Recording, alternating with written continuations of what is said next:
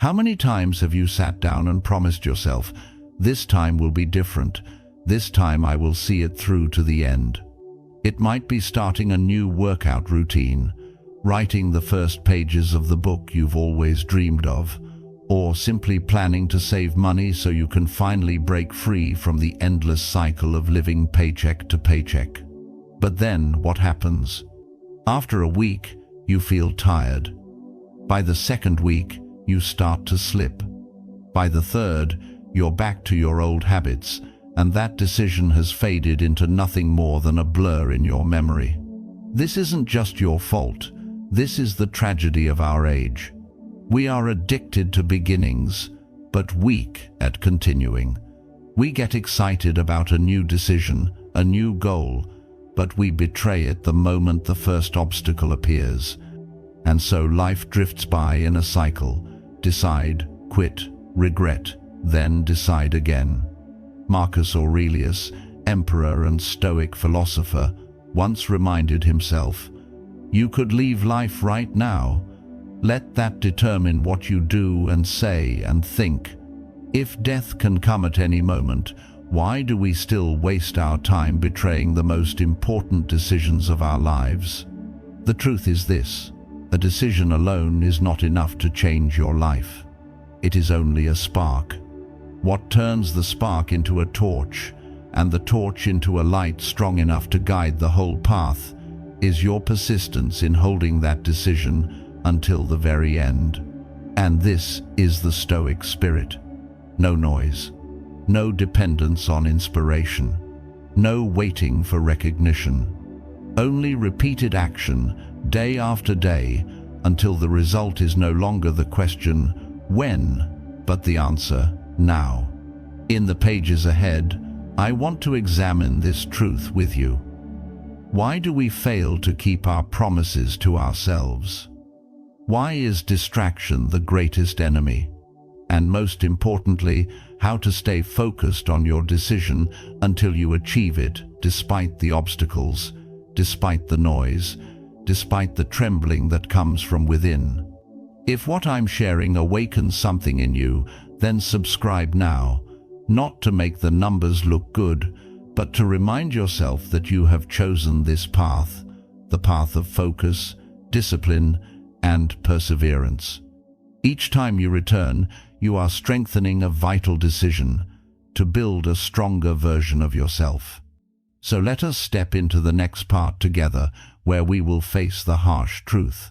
A decision is never enough unless you hold it with unwavering persistence to the very end. Number 1. The harsh truth. A decision is not enough. Be honest with yourself. How many times have you made grand decisions only to see them fade into forgotten lines in a notebook after a few days or weeks? You feel excited at the beginning, believing the decision itself is the turning point. But reality tells another story. A decision is only a small start. The real journey begins after that. A decision is like buying a train ticket. It gives you the right to step onto the journey. But the ticket doesn't guarantee you'll arrive at the destination. You still have to endure the long nights on the tracks, the frequent stops, the uncomfortable seats, and the moments when you want to jump off because of exhaustion. We often confuse ourselves. We think the initial surge of excitement is strong enough to carry us through to the end, but emotions always betray us. They come quickly, brightly, and then vanish. And when they vanish, we let go. Marcus Aurelius wrote in Meditations, "The obstacle is the way." This means, if you think you can reach the end without facing obstacles, you are deceiving yourself. Difficulty is not proof that you've made the wrong decision. Difficulty is the very proof that you are truly on the path you need to walk. But most of us do the opposite. The moment we see difficulty, we change our decisions. The moment we face an obstacle, we turn onto another path. And then we console ourselves. Well, maybe this wasn't right for me. I'll try something else.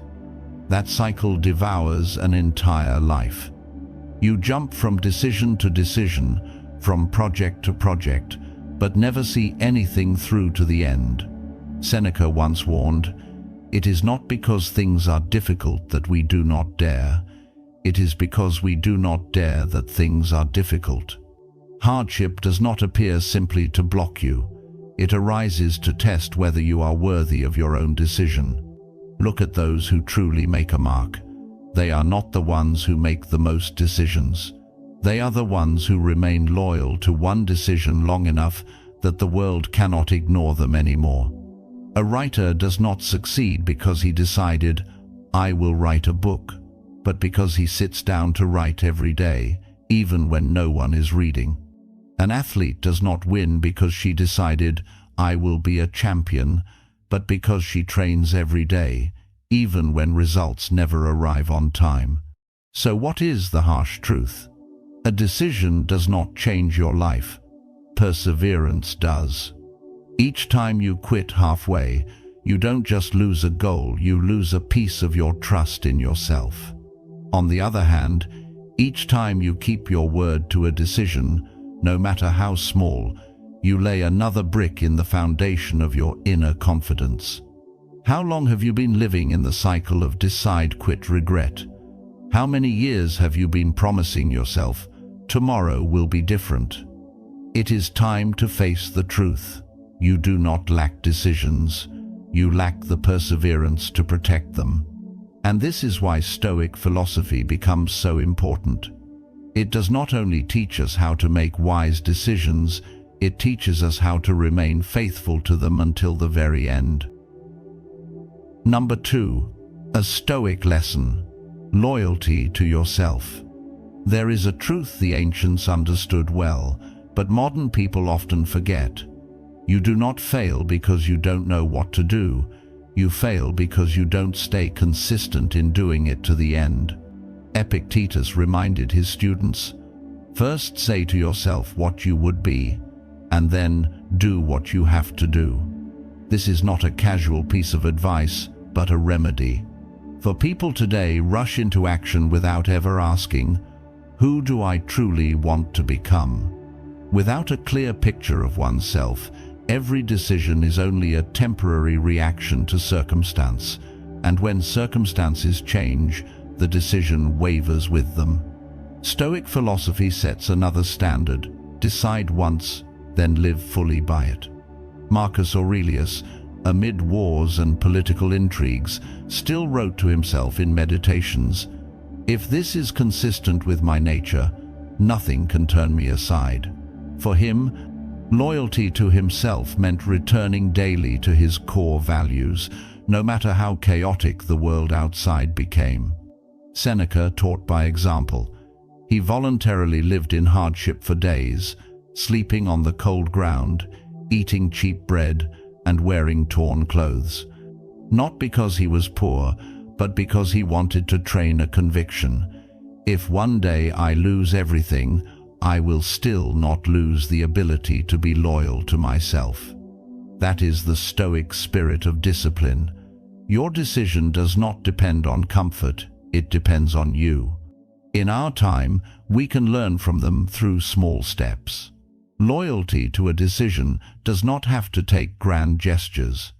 It lives in repeated actions, writing a short passage every day, training even when you feel no motivation, and refusing the small but persistent temptations. Each time you do this, you hammer another nail to fasten your decision against the storms of life. Loyalty to yourself is not a fleeting feeling. It is a discipline of life. And like a muscle, this discipline grows only when you train it consistently. Remember Marcus Aurelius's warning: do not act as if you were going to live 10,000 years. Death hangs over you. While you live, while it is in your power, be good. To be good, first of all, is to be someone who keeps their promises to themselves. Number 3, the modern enemy: distraction and the craving for instant results. If the Stoic philosophers were to return to life in today's world, perhaps they would not be surprised by war or disease. What would astonish them most is the way we willingly allow our minds to be torn apart by distraction. Just observe a single ordinary day. You intend to sit down to work, but a notification pops up on your phone. You plan to read a few pages, but find yourself mindlessly opening social media. You begin a new habit, but when results don't appear immediately, you grow discouraged and quit. This is the invisible storm of our age: distraction and the craving for instant results. Seneca once warned, "It is not that we have a short time to live, but that we waste much of it." The problem is not that you lack the same 24 hours each day. The problem is that you let those hours be drained away by things that lead nowhere. Distraction is a cunning thief. It doesn't bang on the door loudly, but slips in through the smallest minutes. And by the time you notice, the whole day is gone. Carl Jung left us with a chilling truth. Until you make the unconscious conscious, it will direct your life, and you will call it fate. Distraction is that very form of unconsciousness. You think you are scrolling for just a few minutes to relax, but in reality, you are training your brain to become a slave to quick stimulation, to comparison, and to procrastination. You think misfortune has dealt you a bad hand, but the truth is, you have squandered with your own hands the rarest wealth of life, your ability to focus. The cruel twist is this: distraction and the craving for instant results always come together. You grow accustomed to quick rewards, like a message, a new video.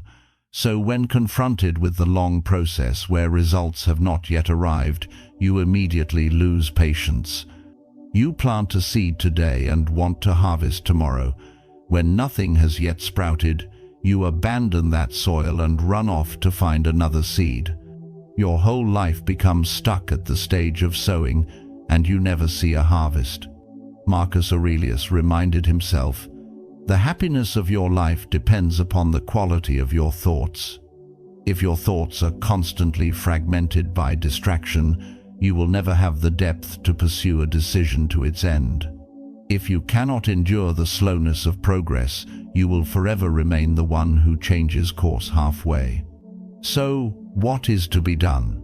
The Stoic answer is not to flee the world, but to train the mind to stand firm within it. You cannot silence all the noise, but you can learn to ignore the meaningless. You cannot control the speed at which the seed blooms, but you can patiently water, nourish, and wait. Remember, distraction is a choice. Instant results are an illusion, and together they form the greatest trap that buries your decisions. Number 4. Control within your reach. One of the foundational truths of Stoicism is a sharp distinction: what lies within our control and what does not. At first, it may sound obvious, but look back at your own life. How many nights have you lost sleep over things entirely beyond your power? How many times have you let your mood collapse because of a single word, a glance, or an event you could never change? Epictetus stated it plainly: "Make the best use of what is in your power, and take the rest as it happens." This is not resignation, but awakening. Most of our suffering does not arise from events themselves, but from our futile attempts to control what cannot be controlled. You cannot control the weather, but you can carry a raincoat. You cannot control the thoughts of others, but you can control how you respond. You cannot control the final outcome, but you can control your daily effort. Marcus Aurelius once wrote, "You have power over your mind, not outside events. Realize this, and you will find strength." He was emperor of Rome, yet he understood that the throne did not grant him mastery over all things. On the contrary, what he truly governed was the steadiness of his own mind, the daily choice, to remain faithful to his values or to yield to temptation. We live in a world of constant turbulence. Economies shift, jobs are unstable, and relationships are fragile.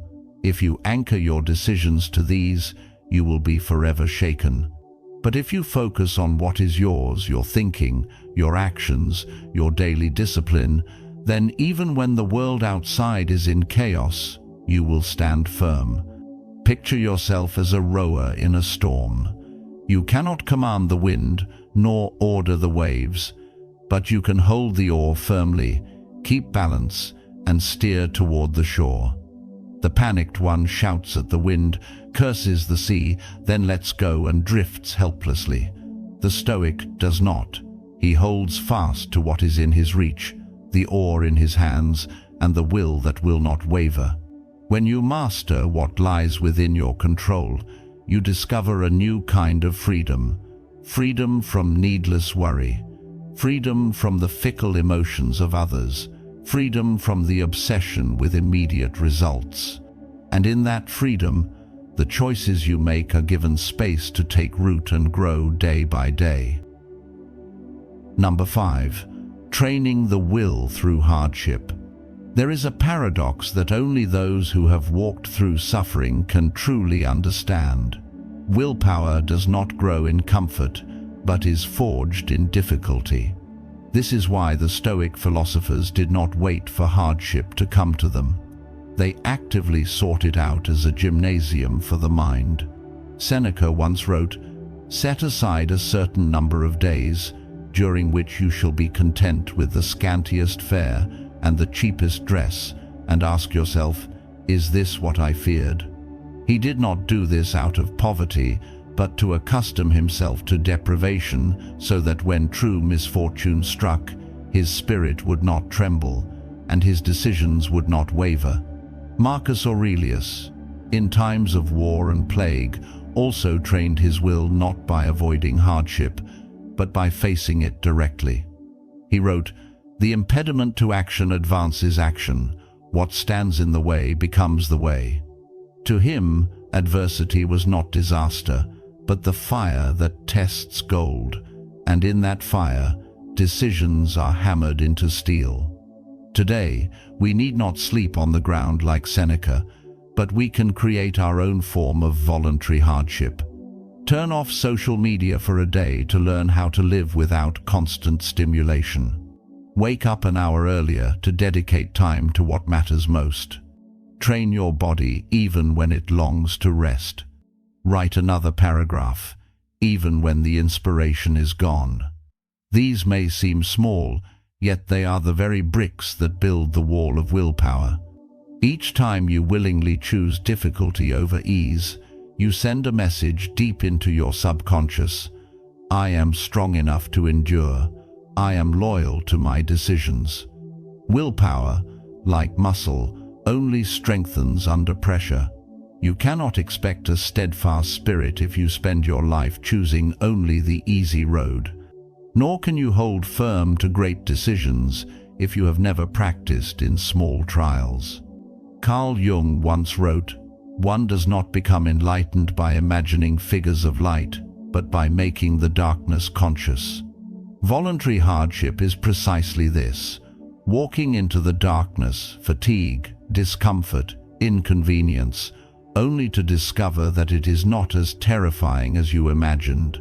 And once you realize this, you become far harder to defeat.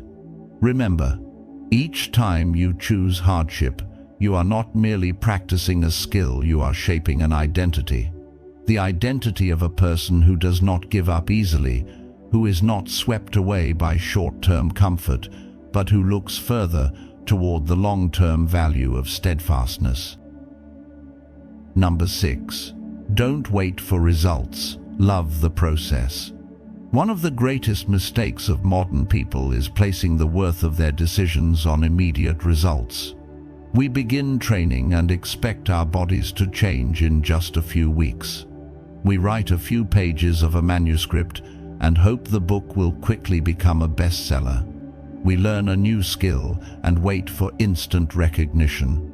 And when the results do not come, we grow disappointed, give up, and return to the old cycle.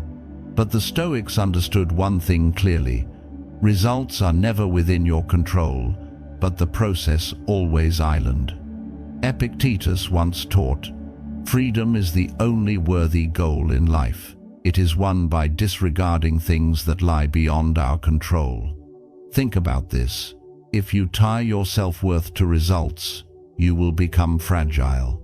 A single failure, one rejection, or even a delay will be enough to crush you. But if you tie your self-worth to the process, to showing up each day and staying faithful to your chosen decision, then you cannot be defeated. For no matter the outcome, you still win by doing what needs to be done. Marcus Aurelius reminded himself, "Do not let the future disturb you. You will meet it, if you have to, with the same weapons of reason which today arm you against the present." He did not chase blindly after results ahead. He focused instead on doing well the work of today, so that when the future arrived, he was already prepared. This is the difference between the easily discouraged and the steadfast. The easily discouraged always ask, "When will I see results?" The steadfast ask, "Did I live true to the process today?" Look at a musician. He does not practice so that tomorrow millions will listen. He practices for the joy and discipline within each note. Look at an athlete. She does not train only for a distant medal. She trains because every practice session is a declaration, "I am faithful to my decision." To carry a decision through to the end, you must learn to love repetition, to love each small step, each quiet effort, to love even the days when no one sees, no one praises, no one acknowledges. For it is precisely in those invisible days that true strength is built. Remember, results are only the consequence. The process is the foundation. If you remain faithful to the process, results will come of their own accord. But if you become obsessed with results, you will soon abandon the process and lose everything. Aristotle once said, "We are what we repeatedly do." Excellence, then, is not an act, but a habit. The process is that habit, and faithfulness to it is the only path by which decisions are made real. Number 7. Live with urgency. There is a clock that everyone carries with them, yet most of us pretend it doesn't exist. The countdown clock of life. With each passing day, its hands move, bringing us closer to the end. And yet, we live as if time were infinite. We delay decisions, delay actions, delay even becoming the person we know we must become. The Stoics never forgot this. They had a practice called memento mori, remember that you will die. It may sound grim, but to them, it was not a curse. It was an awakening. Marcus Aurelius once wrote, "You could leave life right now. Let that determine what you do and say and think. When you realize that tomorrow is uncertain, you will no longer dare to waste today." Seneca also reminded us, "It is not that we have a short time to live, but that we waste much of it." He did not speak of death as a tragedy, but as a plain fact. The issue is not how long we live, but what we do with each day we have left. Yet modern people remain trapped in the illusion of later. I'll start training when work calms down. I'll write the book when inspiration comes. I'll pursue my dream when things are more stable. But that later may never arrive. Death sets no appointment, and life does not send you an email reminding you how many days remain. The Stoics teach us one thing: act as if today were your last chance.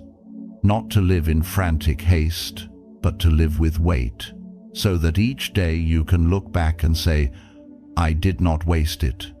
Ask yourself, if today were the final day, would you still postpone that important decision? Would you still scroll your phone for hours? Would you still let others dictate your destiny?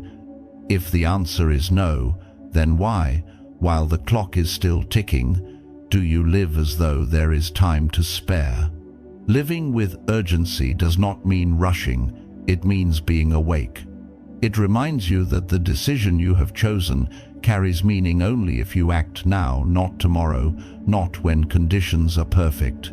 For the harsh truth is this: every day you delay, you are cutting yourself off from the chance to fulfill that decision. Number 8. Build on values, not recognition. One of the most subtle traps that causes people to betray their own decisions is this: living for the recognition of others. You begin a project, but the moment a few voices express doubt, you falter. You pursue a dream, but when family members mock you, you let go. You change a habit, but because no one acknowledges it, you quickly abandon the effort. In truth, you do not fail because your decision is weak. You fail because your decision is built on the shaky ground of others' approval, rather than on the solid foundation of your own core values. Marcus Aurelius once wrote, "If it is not right, do not do it. If it is not true, do not say it." And in another reminder, just do the right thing, the rest doesn't matter. This is not arrogance, but a call to clarity. True worth lies in being faithful to what is right, not in chasing applause. Seneca warned, "It is not the man who has too little, but the man who craves more, that is poor." In the same spirit, the one who is poor in soul is the one who lives on external validation. Recognition is never enough. Today you may be praised, tomorrow you may be forgotten. And if your decisions are built on applause, they will collapse as soon as silence arrives. Carl Jung once said, "The most terrifying thing is to accept oneself completely."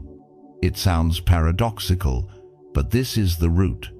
Most of us do not stay faithful to our decisions because we have not yet dared to face and accept our true selves. We would rather live as an image of what others expect than live authentically and risk the loneliness that may come with it. Yet remember this: those who made a difference in history were never celebrated when they began. They were mocked, misunderstood, and even opposed. But they remained faithful to their decisions because their foundation was values, not recognition. If you truly want to hold to a decision until the end, ask yourself, does this decision align with my deepest values? If the whole world fell silent, would I still want to do it? If no one applauded, would I still keep walking? If your answer is yes, then you have built a firm foundation. From there, whether others praise or criticize, you keep moving, and in time, it will not be applause but results that speak for you. Remember this: recognition is the wind, values are the ground. If you build your house on the wind, it will collapse. But if you build on solid ground, it will stand.